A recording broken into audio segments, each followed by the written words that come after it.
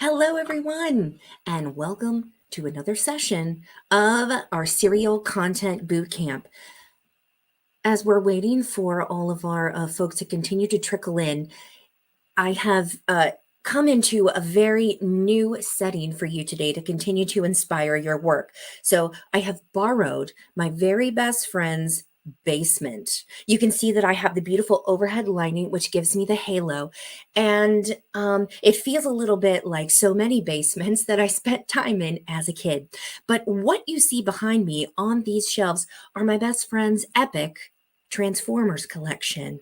Now, you may ask, why in the world am I here to show you my best friend's epic Transformers collection? Well, I want to remind you as we go through today's session that this is fun and that, as Julia Cameron says in The Artist's Way, serious art is born from serious play.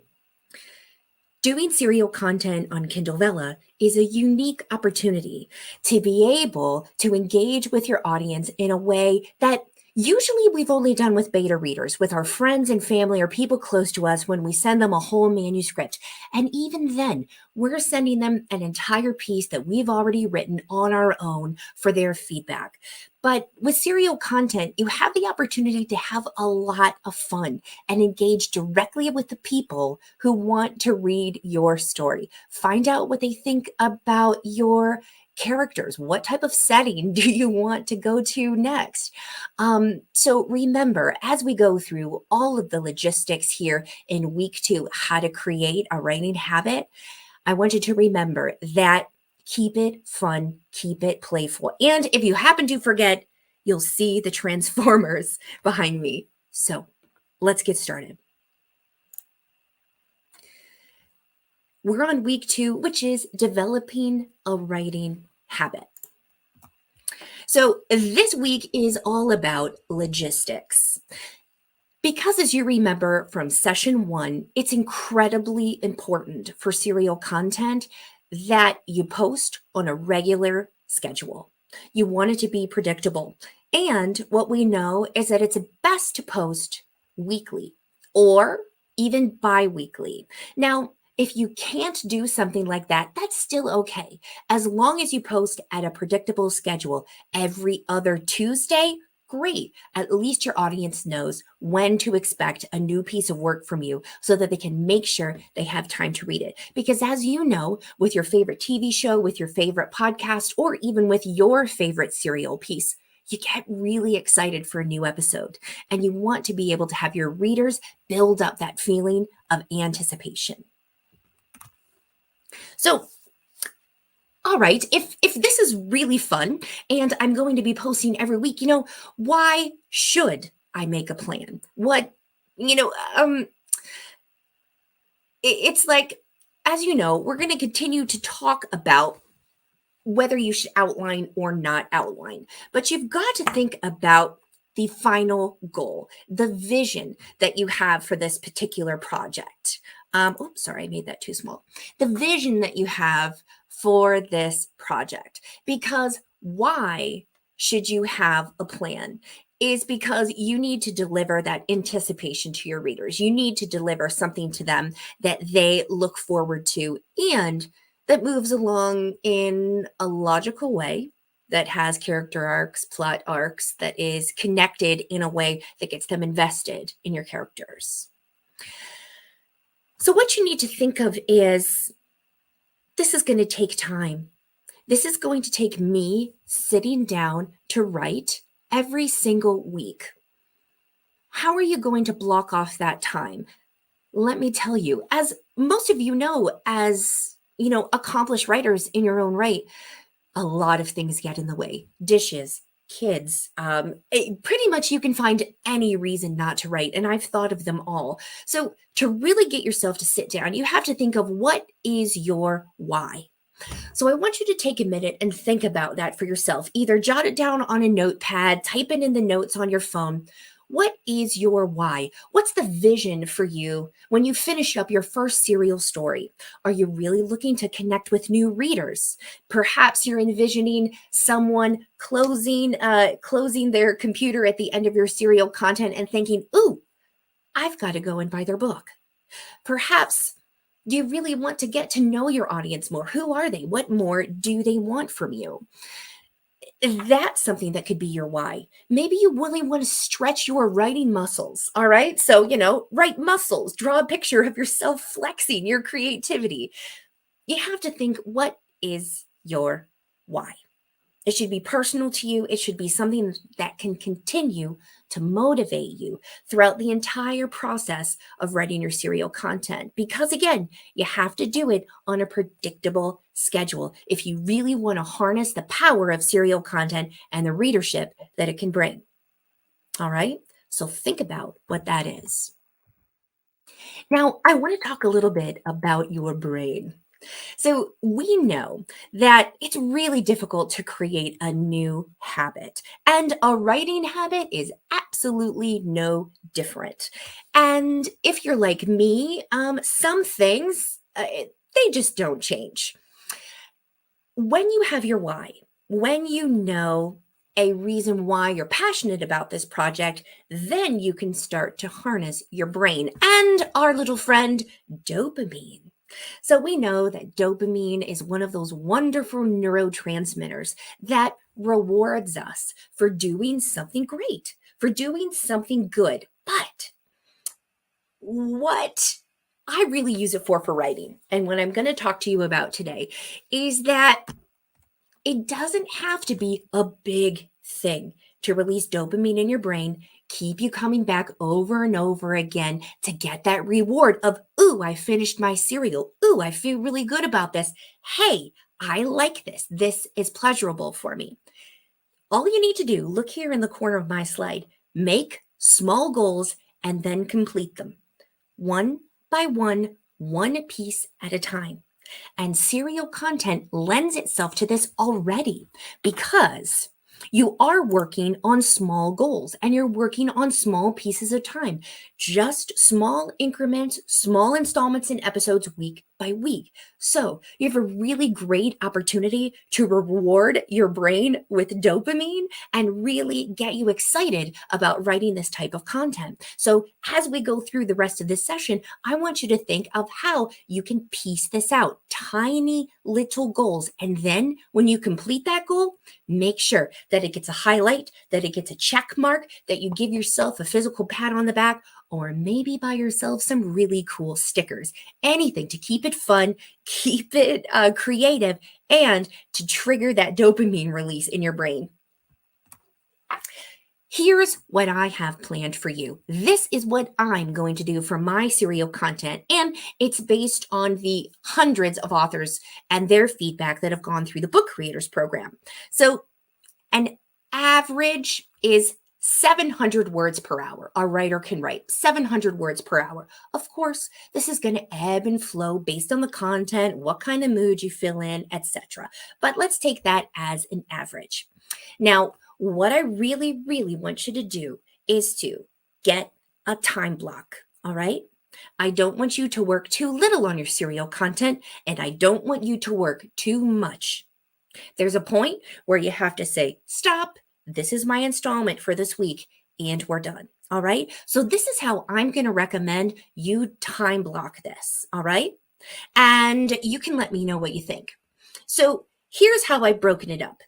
You'll see that it starts with the planning phase. All right. And this is about 22%. This whole thing that you're looking at here is about 2 to 2.5 hours per week. So you'll see that the biggest chunk is taken up by writing. You should give yourself at least 1 to 1.5 hours to complete 1,000 words. That's my recommendation for getting started. You can absolutely write more than that. All right. As long as you're able to keep it up on a weekly basis. Because what you also need to remember is that your audience is expecting a certain experience from you.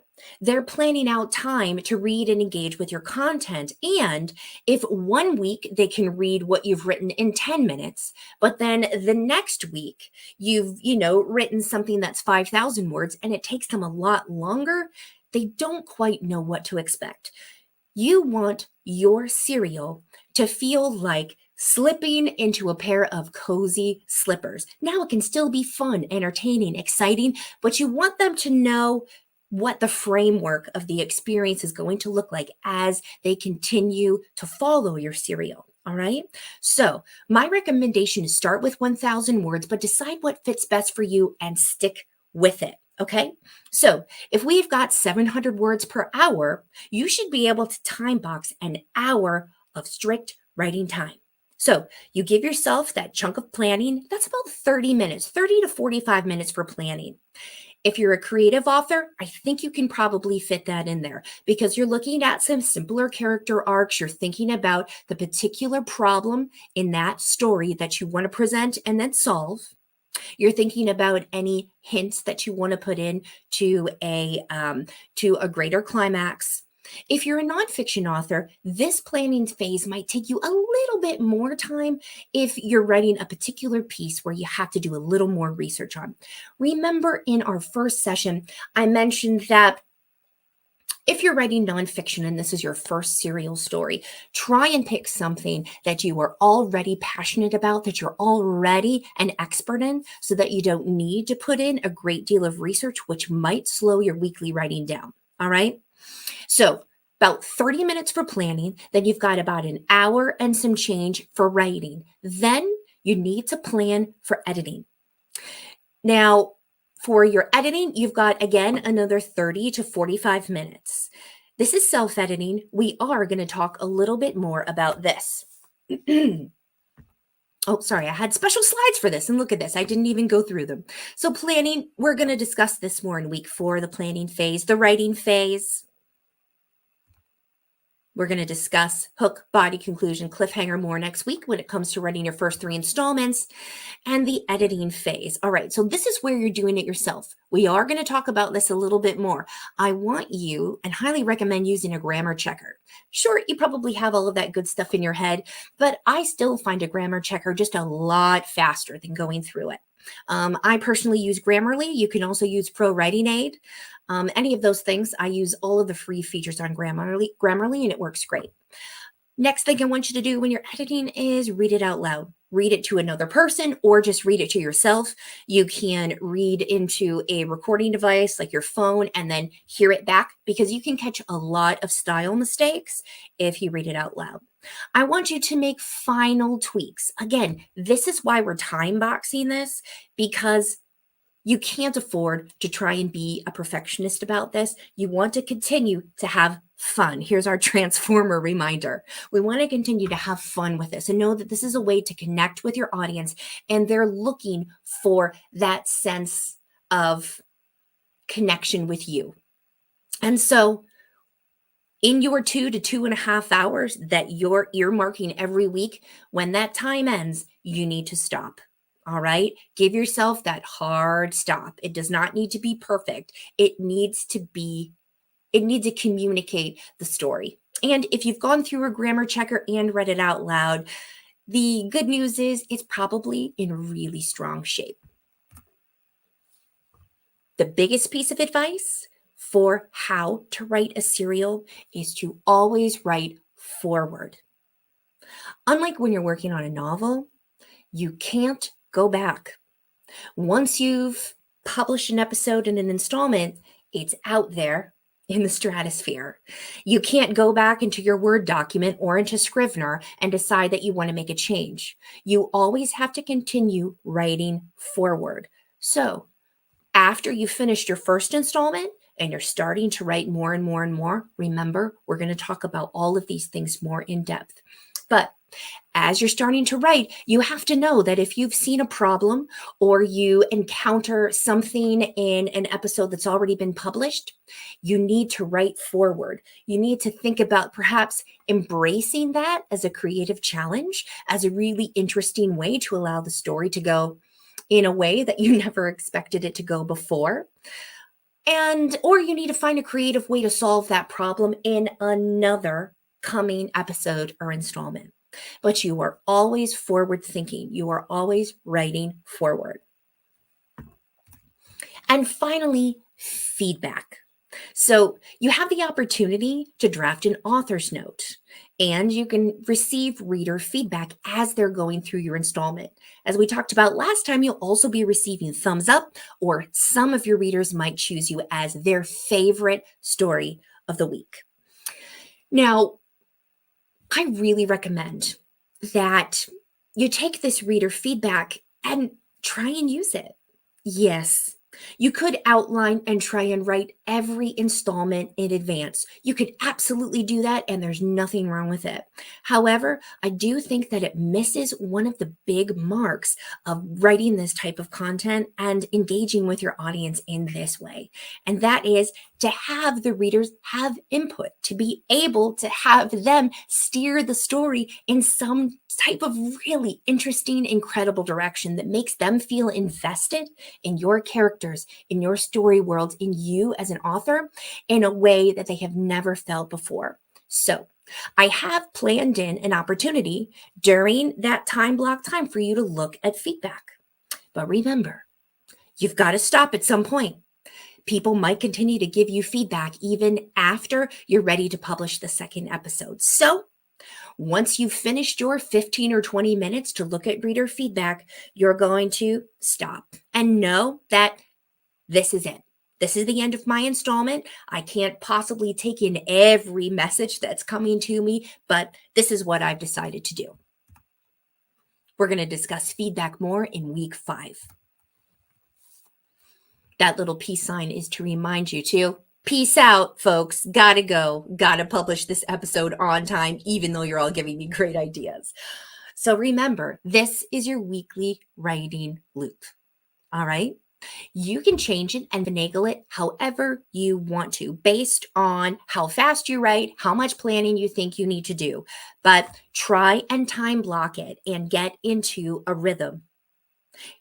Just like your readers want to read something predictable, you can also get into a predictable pattern. So you know exactly what you need to do and you're ready to do it every single week. All right? So your next steps. Let me make my face a little bigger here. All right.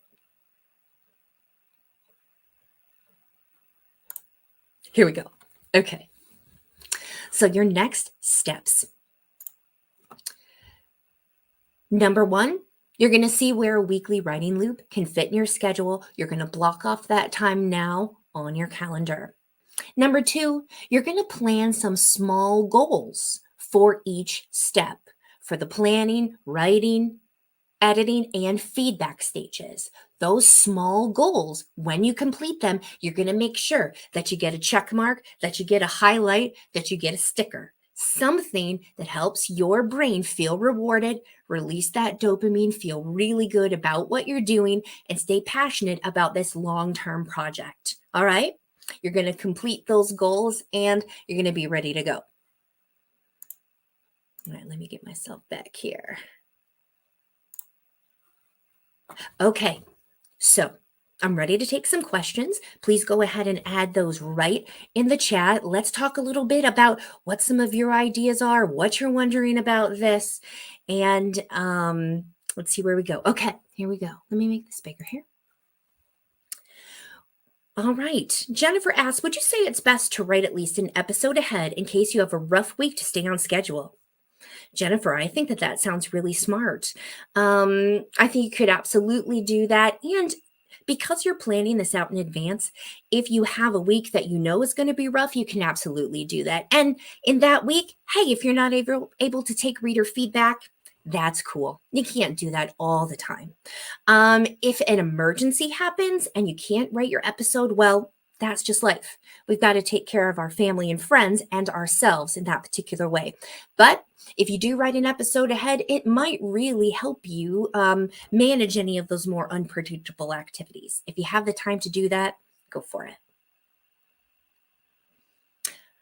Terry asks, I'm also looking to completely retrench what I have on my outline to align the content more with my book. Will that make it easier to convert it to an actual book afterwards?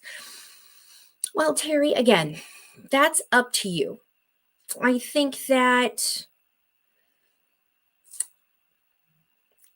I think you absolutely could do that. But I still do recommend that you leave some wiggle room, that you leave some of that room for play so that you can get that reader investment as they're continuing to work through your serial episodes. So as long as you approach it with that first day of school mind that we talked about last time, and have some opportunity for your readers to really engage with you, you could definitely do that so that it would feel more aligned and ready to go into a book form after the final publication of the serial content episode.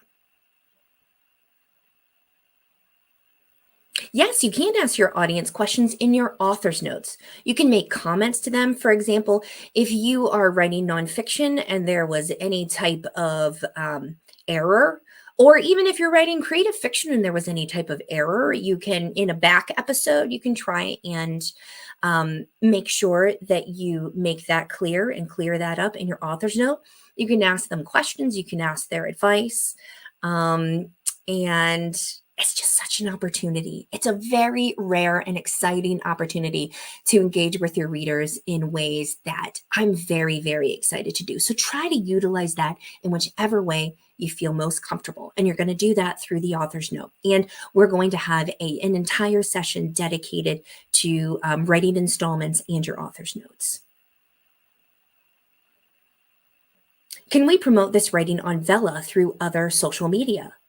Oh, absolutely. Here's the cool thing is that your story will have a direct link to, like, Kindle provides you a direct link to your Vella story. So you don't need to provide like a general Vella link where people are then trying to search and find your story. You can put your link directly to your story. It'll take them right to your Kindle Vella page, either on their computer, on their phone, on their tablet, and they can start reading those first 3 free installments right away. So you can absolutely do that, Colette.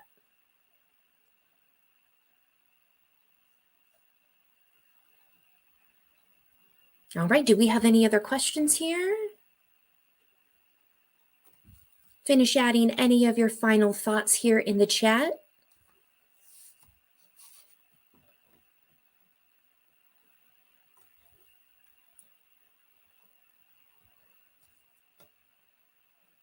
All right. So we still have a few moments. I'll stay on to take any other questions that you might have. But for your time blocking, you really have to be pretty rigid with yourself about it. And I think that once you find a sweet spot, give yourself that, a month. I think that's what they say. What is it, like 24 days to create a new habit? I'm not really good at new habits, as I told you, but, give yourself that first month. If you're publishing, once a week, that's 4 installments, that's 4 episodes that you're going to write. And I think we can really find a good groove. And that's also what I really am excited about in creating serial content is this opportunity to engage with a piece that is constantly changing, that is organic. It's like, writing your novel on social media. And, usually when we come back to our work, when it's usually I write in the morning. So it's 6 a.m. I'm coming back to my novel. I open up Scrivener and I'm looking at my work. I read back through it and I feel connected to it, but it's still only in my imagination. It still only belongs to me. And I like that sometimes, but as we all know, humans are social animals, and the power of connection that we could have with our readers when creating this content is a really unique opportunity. And what I'm most looking forward to, and maybe you are too, is that at 6 a.m., when I open my computer to write my next serial installment, I have reader feedback. I have thumbs up. I have faves. I have people investing in this story already. And suddenly, it doesn't feel so lonely. It feels like I'm writing right alongside all of my readers. And I think that that's going to be a really fun way to motivate myself to not only create this content, but to fuel me in all of the other creative projects that I have that aren't necessarily going to be delivered to my readers in this way, but I'll feel more connected to my audience than I may have had the opportunity to do before. And I hope you find that as well. As you continue to have these experiences, please, put them in the chats of our of these YouTube sessions, so we have the chance to see how you're feeling about it, what your thoughts are, so that we can continue to find best practices for this experience together. All right, we've got 5 more minutes, so remember, you can continue to ask your questions here. And let's see, is there anything else that anyone's wondering about that you might want me to talk about a little bit more in depth? Even if it's not a question, but you just want a little more or a deeper explanation on anything that I've covered in this particular session, feel free to put that in the chat as well, because I'm happy to go over any of that more in detail.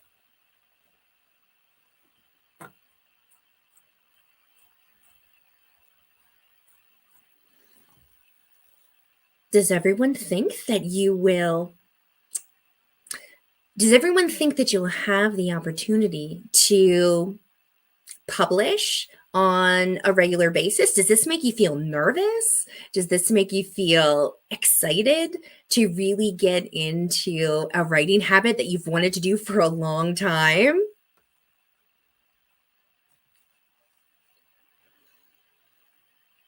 And we've got a question from Welby here. I'm stuck on what to write about as a nonfiction author. There's a lot of different nonfiction on Kindle Vella. And I will say that if any of you have had a look at what's currently on the platform under the tag nonfiction, it's a number of different things. And I think that it's also still a new frontier. We know that fiction is really popular for serial content on Kindle Vella, but nonfiction is a new way to really engage these readers. There is a great opportunity for memoir on Kindle Vella.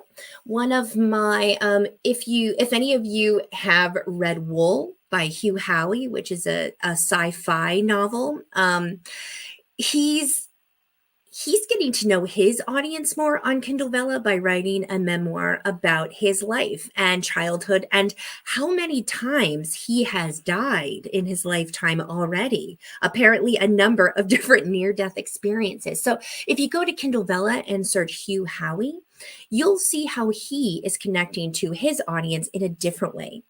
So I think if you are wondering about what to write, you need to go back to the PALM criteria. You need to go back to week 1, see what types of ideas fit into that particular criteria, all right? And see what comes up.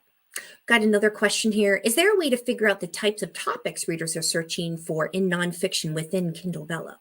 Yeah, there absolutely is. There's no way to find out which topics are the most popular. Kindle Vella does not give authors access to things like that.